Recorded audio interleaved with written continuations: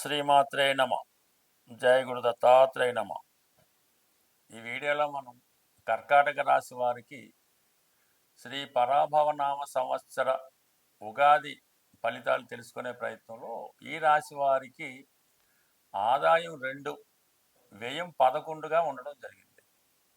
రాజపూజ్యం 4, అవమానం 7. అందువల్ల ఈ రాశివారు వ్యయం ఎక్కువగా ఉంది కాబట్టి ఏదైనా ఇల్లు కట్టుకోవడం కానీ, పెళ్లి చేయడం కానీ, ఏదంటే మీ సంతానాన్ని చదువు నిమిత్తం విదేశం పంపడం కానీ, ఇలాంటి పెద్ద బడ్జెట్ పెట్టుకుంటే మీకు ఆ వ్యయం అన్నది సరిపోతూ ఉంటుంది. ఇక అవమానం 7గా ఉంది కాబట్టి అది కూడా కొంత ఎక్కువే రాజపూజ్యం కన్నా. ఎవరికన్నా మాట ఇచ్చే ముందు మనం ఎంతవరకు చేయగలం అని ఆలోచించేస్తే సరిపోతుంది తప్ప అప్పుడు మీకు ఏ అవమానం ఉండదు, పైపెచ్చి ఇంకా గౌరవం పెరుగుతూ ఉంటుంది. అయితే ఈ గోచార ఫలితాల్లో సంవత్సర ఫలితం కాబట్టి మనకి ఈ కర్కాటక రాశి వారికి బాగా అనుకూలమైనటువంటి గ్రహం గురుగ్రహం, ఎంతో కొంత మీకు అనుకూలించే గ్రహం కేతు గ్రహం. ఈ 2 గ్రహాలు కూడా రాశికి ఇరువైపులా ఉండడం జరిగింది. అంటే మీకు గురువు 12వ స్థానంలో ఉండడం వల్ల ఈ సంవత్సర ప్రారంభం నుంచి జూన్ 1వ తారీఖు వరకు రుజుమార్గంలో ఉన్నటువంటి గురువు 12వ స్థానంలో సంచరిస్తూ ఉంటాడు. అంటే ప్రధానంగా 6వ స్థానాధిపతిగా 12వ స్థానంలో ఉండడం వల్ల ఏవైనా బాధ్యతలు ఉంటే అవి తీర్చివేస్తారు. రుణాలు ఏవైనా ఉంటే, అంటే ఫైనాన్స్ డెఫిసిట్గా ఉన్నటువంటి అప్పులు ఏవైనా ఉంటే వాటిని సంపూర్ణంగా తీర్చివేయడం జరుగుతూ ఉంటుంది. అనారోగ్య సమస్యల నుంచి బయటపడతారు. ఇక భాగ్యాధిపతిగా వ్యయ స్థానంలో ఉండడం వలన పుణ్యక్షేత్రాలు దర్శించాలనే ఆలోచన నెరవేరుతుంది. పుణ్య కార్యక్రమాలకి, దైవ సంబంధించిన కార్యక్రమాలకి, గుళ్ళు గోపులు నిర్మాణానికి ధనాన్ని సహకరిస్తారు. పిల్లల్ని చదివించే విషయంలో ఎక్కువ ఖర్చు పెట్టడం జరుగుతుంది. ఫ్యూచర్లో మీ పిల్లల కొరకు ఏదైనా జాగ్రత్త పెట్టడం కానీ, ఏదైనా స్థిరాస్తి కొనడం కానీ జరుగుతూ ఉంటుంది. ఇక దాని తర్వాత ఏంటంటే ప్రధానంగా గురువు వ్యయంలో ఉండగా మీరు చదువుని కంటిన్యూ చేయొచ్చు. గతంలో ఆగిపోయినటువంటి విద్యను తిరిగి కంటిన్యూ చేయడం, డబుల్ డిగ్రీ కోసం ప్రయత్నం చేయొచ్చు. సంతానం కొరకు ప్రయత్నం చేస్తున్నటువంటి దంపతులు ఈ జూన్ 1వ తారీఖు లోపల ప్రయత్నం చేయడం వల్ల, మెడికల్గా ట్రీట్మెంట్ తీసుకోవడం వల్ల మీకు శుభవార్త వినే అవకాశం ఉంటుంది. అయితే జూన్ 1 నుంచి అక్టోబర్ 31 మధ్యలో ఉన్నటువంటి గురువు రాశి యందు సంచారం హంస మహాపురుష యోగం అనే పంచమహాపురుష యోగం ఏర్పడుతుంది. జాతకుడికి అప్పుడు దాకా ఉన్నటువంటి బలహీనతల నుంచి బయటపడతాడు. చిన్న చిన్న బలహీనతలు కానీ, బ్యాడ్ హ్యాబిట్స్ ఉంటే వాటిని బయటపడతాడు. కొత్త సాంప్రదాయంగా కనబడతాడు. వేషధారణలోను, అలంకరణలోను, ఆలోచనలు, అలవాట్లు చాలా గొప్పగా మారుతూ ఉంటాయన్నమాట. దైవభక్తి పెరుగుతుంది. ఇది విద్యార్థుల్లో చాలా చక్కటి మార్పు మీరు గమనిస్తారు. గతంలో బద్ధకంగా చదవకుండా టైం వేస్ట్ చేసిన వాళ్ళు ఇప్పుడు ఎర్లీ మార్నింగ్ లేచి చక్కగా సాంప్రదాయంగా కనబడడం జరుగుతూ ఉంటుంది. అలాగే జాతకుడికి ఏదో ఒక శుభకార్యం జరుగుతూ ఉంటుంది. ఏదో పుట్టినరోజు ఫంక్షనో, ఒక ఒడుగు లాంటిదో, ఒక దైవ కార్యక్రమం, లేదో పెళ్ళో, ఏదో శుభకార్యం జాతకుడికి జరుగుతూ ఉంటుంది. జాతకుడికి మంచి ఆలోచనలు వస్తాయి, మంచి మిత్రులు లభిస్తూ ఉంటారు. కంప్లీట్గా వారి జీవన విధానంలో మార్పు చెందుతూ ఉంటాడు. ప్రధానంగా ఏంటంటే దైవభక్తి పెరుగుతుంది, మంచి విద్యార్థిగా పేరు తెచ్చుకుంటాడు. అంటే ఇంకా అక్టోబర్ 31 తర్వాత ధనస్థానంలో ప్రవేశించే గురువు ఆటోమేటిక్గా కుటుంబ ఆదాయం పెరుగుతుంది. అలాగే కుటుంబంలో ఎవరో ఒకరికి ఉద్యోగం కానీ, పెళ్లి కానీ జరిగే అవకాశం ఉంది. వ్యక్తిగతంగా మీకేదో ఉద్యోగం రావటం వల్ల మీ సంపాదన పెరుగుతూ ఉంటుంది. కొత్తగా నిరుద్యోగులు ఉన్న వాళ్ళకి ఆదాయం పెరుగుతుంది. ఎందుకంటే మనకి గురువు షష్టాధిపతిగా ధనస్థానంలో ఉండడం వల్ల 2, 6, 10 స్థానాలు యాక్టివేట్ అవుతాయి. అందువల్ల ఏంటంటే మీ వాక్చాతుర్యం పెరుగుతుంది, రిటర్న్ ఎగ్జామ్స్లో పాస్ అవుతుంటారు, కుటుంబ గౌరవం పెరుగుతుంది, వృత్తిలో చాలా సిన్సియర్గా ఉంటారు. ఏదైనా పోటీ పరీక్షలో కానీ, ఇంటర్వ్యూలో విజయం సాధించే అవకాశం ఉంది. అంటే మొత్తం మీద గురుబలం చాలా బాగుంది ఈ రాశి వారికి.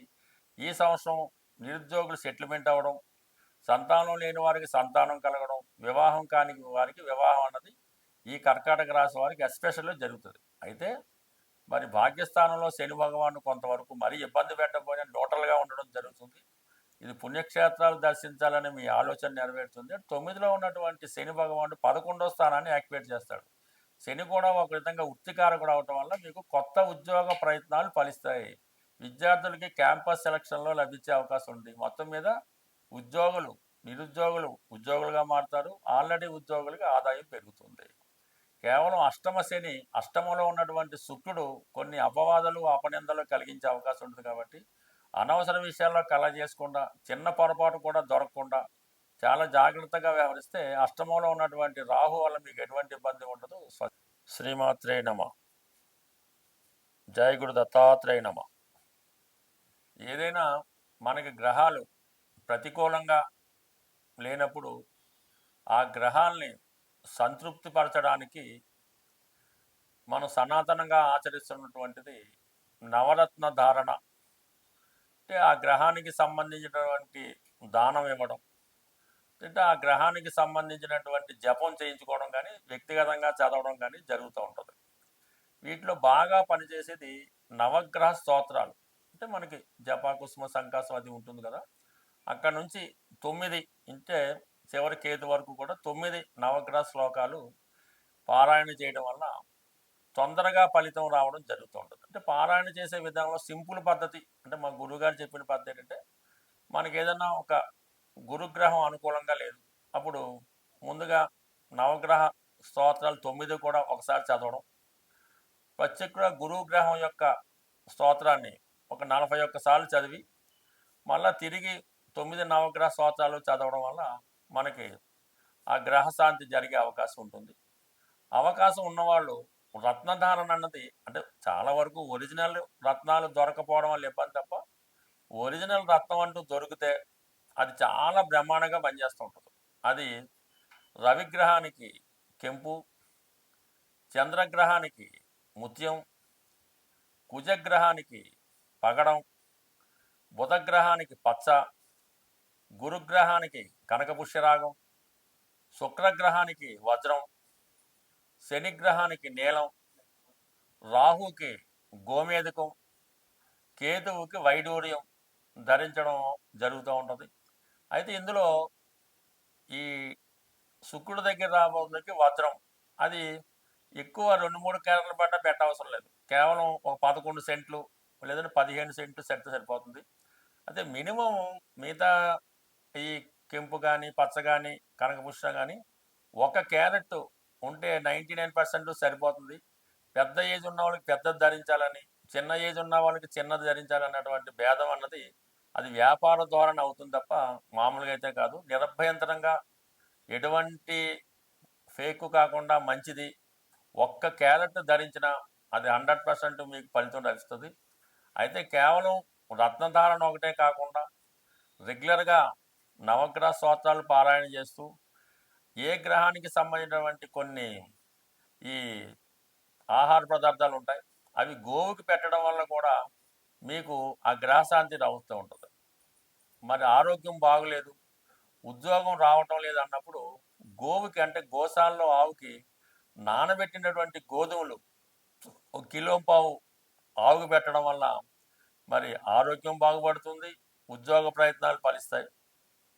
ఈ విధంగా ఈ ఆవుకి ఆహారంగా పెట్టడం, ఈ విధంగా అనేక రకాల పరిహారాలు ఉంటాయి. చాలా ఈజీగా, ధనం ఇబ్బంది ఉంది, ఆర్థికపరంగా బాగా చిరిగిపోయాం, ఏ దారి కనబడలేదు అనుకున్న వాళ్ళు ఒక కొద్దిపాటి చిన్న రెమెడీ చేసి చూడండి, బ్రహ్మాండంగా పనిచేస్తుంది. ఏదంటే ఒక 100 గ్రాములు గోధుమ నూక, అందులో ఒక 100 గ్రాములు పంచదార కలిపి, ఒక 100 గ్రాములు నెయ్యి, ఈ 3 కలిపి చక్కగా ఒక ఉండలాగా లడ్డులాగా పౌడర్లా చేసి, ఆ పౌడర్ని చీమలు ఉన్న ప్రదేశంలో, ఏ చీమలు ఉన్నా పర్లేదు, ఆ చీమలు ఉన్న ప్రదేశంలో మంగళవారం రోజు ఆ చీమలకు ఆహారంగా వేయడం వల్ల, ఈ విధంగా మీరు ఒక 8 వారాలు చేయడం వల్ల ఎంత గొప్ప ఆర్థిక సమస్య అయినా 100కి 100 రూపాయలు పరిష్కారం అయ్యే అవకాశం ఉంది.